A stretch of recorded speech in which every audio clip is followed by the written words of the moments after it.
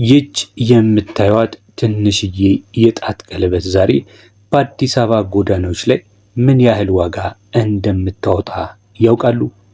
ምናልባት የዛሬ 6 ወር የነበራት ዋጋና የዛሬው ልዩነት ያስደነግጣችሁ ይሆናል። ሰላም ሰላም፣ ጤና ይስጥልኝ። ዛሬ የ2 ግራም የጣት ቀለበት በአሁኑ ዋጋ በአዲስ አበባ በዚህ ይሸጣል በሚል ርዕስ ተነስተን በአዲስ አበባ የወርቅ ገበያ ውስጥ እየተከናወኑ ያሉ ጉድ የሚያሰኙ እውነቶችንና ወደፊት ሊመጣ ያለውን የዋጋ ማዕበል እንቃኛለን። ይህ ቪዲዮ ዝም ብሎ ስለ ዋጋ ማውራት ብቻ አይደለም። ጠንክረው የሰሩበት ገንዘቡ እንዳይባክንና ወርቅ ሲገዙ የሚደረጉ ስውር ማጭበርበሮችን እንዴት ማንቃት እንደሚችሉ የምንነጋገርበት ልዩ ቆይታ ነው። እስከ መጨረሻው ድረስ አብራችሁን ቆዩ። ቪዲዮውን ላይክ ማድረግ እንዲሁ አይረሳ። ለዚህ ዩቲዩብ ቻናል አዲስ ከሆናችሁ በዚህ ዩቲዩብ ቻናል ላይ ወርቅና መሰል የሆኑ የቢዝነስ መረጃዎችን የምናወራበት የመረጃ ቪዲዮአችን ነው። ሰብስክራይብ በማድረግ ቤተሰብ ይሁኑ። ቀጥታ የምንሄደው የ2 ግራም የጣት ቀለበት ወቅታዊ ዋጋ ምን ይመስላል የሚለውን ነው። ነገር ግን ተመልካቾች ይህ የምነግራችሁ ዋጋ ነገ እዚህ ላይ ይቆማል ማለት አይደለም። ለዚህ ለዋጋው አለመቆም 3 ምክንያቶች አሉ። የመጀመሪያው የምንዛሬ ተመን ነው። ብሔራዊ ባንክ ተግባራዊ ያደረገው የውጭ ምንዛሬ ማሻሻያ ወርቅን እውነተኛ ዋጋውን እንድታገኝ አድርጓታል። ዶላር በጨመረ ቁጥር ወርቅም አብሮ ይነግዳል። ሌላኛውና አሁን ዓለማችንን እጅግ እያሰጋትና እያመሳት ካሉ ነገሮች መካከል የዓለም ስጋት እንደ ጦርነት ያሉ ብዙ ባለሀብቶችን እያስፈራራ ይገኛል። ባለሀብቶች ስለፈሩ ታዲያ ገንዘባቸውን ወደ ወርቅ እያዘሩት ይገኛሉ። ይህ ደግሞ በዓለም አቀፍ ደረጃ የወርቅ እጥረትና የዋጋ ንረትን መፍጠሩ አይቀርም።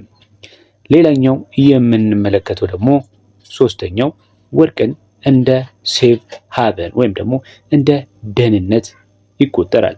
በአሁኑ ሰዓት በአዲስ አበባ ውስጥ ብዙ ሰው ገንዘቡን በባንክ ከማስቀመጥ ይልቅ ወደ ወርቅ መቀየርን መርጧል። ፍላጎት በሚጨምርበት ሰዓት ላይ ደግሞ ሞኝ አትሆኑ፣ ወርቅ ዋጋው እንደዛ ይጨምራል። አሁን 2 ግራም ወርቅ በአዲስ አበባ በተለይ ደግሞ 21 ካራትን ተንተርሰን እንንገራችሁ እስቲ። ዛሬ ላይ 1 ግራም 21 ካራቱ ወርቅ በአማካኝ ከ24000 እስከ 25500 እንደ ስራው ጥራት እንደ ዲዛይኑ በዚህ መካከል ሊሸጥ ይችላል። እንግዲህ ስሌቱን ስናሰላው የ21 ካራት 2 ግራም ወርቅ ለምሳሌ 24000 ነው ብንል 2 ግራምን በ24000 ስናበዛ 48000 ምናልባትም ደግሞ እስከ 25000 በግራም ከሄደ ካልን ከ50000 ያላነሰ ብር ያስወጣችኋል። በአጠቃላይ ስሌቱን ስናሰላው ከተጨማሪ ክፍያዎች ጋር ምናልባት እንደ ቀለበቱ ዲዛይን የሜኪንግ ቻርጅ ታክሎበት ሊለያይ ቢችልም ከ48000 እስከ 50000 ድረስ የ2 ግራም ወርቅ ዋጋ ሊያስወጣችሁ ይችላል ማለት ነው። ስለዚህ ዛሬ አንድ ቆንጆ የ2 ግራም የጣት ቀለበት ለመግዛት በትንሹ ከ48000 እስከ 50000 ብር ድረስ መያዝ ይኖርባችኋል። ወርቅ ለምን እንደዚህ ናረ የሚለውን ቀደም 3 ዋና ዋና ምክንያቶች ነግራችኋለሁ። የመጀመሪያው የምንዛሪ ተመን ነው፣ የዓለም ስጋትና ሰዎች በአሁኑ ሰዓት ላይ ደግሞ ሁሉም ማለት በሚቻል ደረጃ ወደ ወርቅ ፊታቸውን እያዞሩ ስለሆነ ከመግዛታችሁ በፊት ልታደርጉ የሚገባ ወሳኝ የሆኑ ጥንቃቄዎችን አሁን ነግራችኋለሁ። ከዛ በፊት ግን ቪዲዮውን እያያችሁ ላይክ ካላደረጋችሁ ላይክ እንድታደርጉ፣ ቤተሰብም ካልሆናችሁ ሰብስክራይብ በማድረግ እንዲሁም የደውል ምልክቷን በመጫን ቤተሰብ እንድትሆኑና ዘውትር የምንለቀውን የምንዛሬ እንዲሁም ደግሞ ከወርቅ ጋር የተያዙ መረጃዎችን እንድትመለከቱ እንጋብዛችኋለን። 7 የሆኑ ልብ ልትሏቸው የሚገቡ ጥንቃቄዎች ምንድን ናቸው? ወርቅን በምትገዙበት ሰዓት ገንዘባቸውን አምናችሁ ለወርቅ ቤት ከመስጠታችሁ በፊት እነዚህ ነጥቦች በልቦ ይቅረጹ። የመጀመሪያው ሚዛን መከታተል ነው። ወርቅ ቤቱ የሚመዝንበት ዲጂታል 00 ማሳየቱንና በትክክል መስራቱን አረጋግጡ። 0.1 ግራም ስህተት እንኳን በሺህ የሚቆጠር ብር ሊያሳጣውት ይችላል። ሌላውና ሁለተኛው የድንጋዩ ክብደት ነው። ቀለበቱ ላይ ትልቅ ድንጋይ ካለው የድንጋዩ ክብደት ተቀንሶ የወርቁ ብቻ መታሰቡን ያረጋግጡ። ድንጋይን በወርቅ ዋጋ መግዛት ለምን? ይህንን አታርጉ። ሌላው ደግሞ የካራት ማረጋገጫ ነው። ቀለበቱ ውስጥ 21 ካራት ወይም ደግሞ 875 የሚል ጥቃቅን ጽሑፍ መኖሩን በጎላ መነጽር ወይም ደግሞ ጆውለሪ ሎፕ በሚለው ይመልከቱ። ሌላኛው አራተኛው ነገር የአሲድ ሙከራ ነው። ከደፈሩ ወርቅ ቤቱ ፊት ለፊት የአሲድ ወይም ደግሞ የድንጋይ ሙከራ እንዲያደርግላችሁ ይጠይቁ። ይሄ የአራተኛው ምክር ነው። አምስተኛ ደግሞ ደረሰኝ መጠየቅ። ደረሰኝ ደረሰኝ ደረሰኝ። ይህ መቼም አሁን ባለው የኢትዮጵያ ንግድ ሲስተም ውስጥ ያለ ደረሰኝ መገበያየት እጅግ በጣም የሚያስቀጣ ነው። ስለዚህ ያለ ደረሰኝም ወርቅ መግዛቱን ለእናንተ ጥሩ ስለማይሆን ያለምንም ማስረጃ ገንዘባችሁን መጣል ተገቢ አይደለም።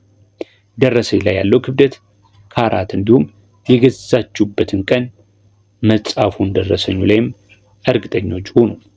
ወደ ስድስተኛው ስንሄድ የስራ ዋጋ ድርድር ነው።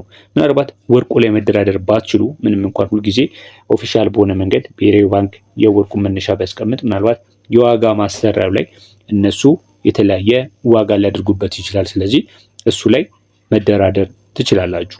የወርቁ ዋጋ ቋሚ ቢሆንም የስራ ዋጋው ላይ ግን በንግግር ልንቀንስ እንችላለን። ስለዚህ ማፈር መግደርደር አያስፈልግም። ወርቅ በምትገዙ ሰዓት ላይ እስከቻላችሁ ድረስ መደራደር ይኖርባችኋል።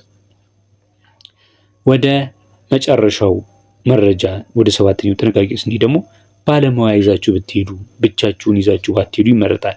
መጀመሪያችሁ ከሆነ ወርቅ የሚያውቅ ወዳጅ ይዘው መሄድ በብዙ ማጭበርበሮች ያድኑታል ማለት ነው። ወደ መጨረሻው ሐሳብ ላይ ደርሰናል። የወደፊት እጣ ፈንታው ምንድን ነው? መግዛት ነው የሚሻላችሁ ወይስ መሸጥ? ብዙዎቻችሁ አሁን ዋጋው ስለተወደደ የምትፈሩ ትኖራላችሁ። ነገር ግን የታሪክ ምስክርነት እንደሚያሳየው ወርቅ ዛሬ ውድ ነው። ነገር ግን ነገ ተነገ ወዲያ ደግሞ ከዚያ በላይም ውድ ነው። ስለዚህ መግዛት ያዋጣል። አቅሙ ካላችሁ ዛሬ መግዛት ነገ ከመቆጨት ያድናል። በተለይ ለሰርግ ወይም ደግሞ ለኢንቨስትመንት ከሆነ አሁኑኑ እንድትገዙ እመክራችኋለሁ። መሸጥ የምመክረው ደግሞ ለትልቅ ስራ ከሆነ ለምሳሌ ቤት ለመስራት ካሰባችሁ ወይ ንግድ ለመጀመር ካልሆነ በስተቀር ወርቅን ሽጦ ገንዘብ ማስቀመጥ አይሞከርም። ምክንያቱም የብር የመግዛት አቅም ይዋዥቃል። መጨረሻ ላይ እንግዲህ እምነግራችሁ ዛሬ ስለ 2 ግራም ቀለበት ያወራ ነው ለምሳሌ ያህል ነው። ዋናው ቁም ነገር ግን እውቀት ማግኘታችሁ ነው። በፒያሳም ይሁን በሌላ ቦታ ወርቅ ስትገዙ አይናችሁን ከፍታችሁ ደረሰኛችሁንም ይዛችሁ ይሁን። ስለዚህ ይህ መረጃ ደግሞ ጠቃሚ ነው ካላችሁ ሼር ማድረግ አትርሱ። ቪዲዮንም እንግዲህ ላይክ ማድረጋችሁን እኔ እርግጠኛ ነኝ ላይክ እንዳደረጋችሁ ቤተሰብ ካልሆናችሁ ቤተሰብ እንድትሆኑ የደወል ምልክቷን በመጫን እንደዚህ አይነት ጠቃሚ የሆነ የወርቅ መረጃ እንዳያመልጣችሁ ያድርጉ። ለዛሬው በዚያ በቃን። በያላችሁበት ሰላም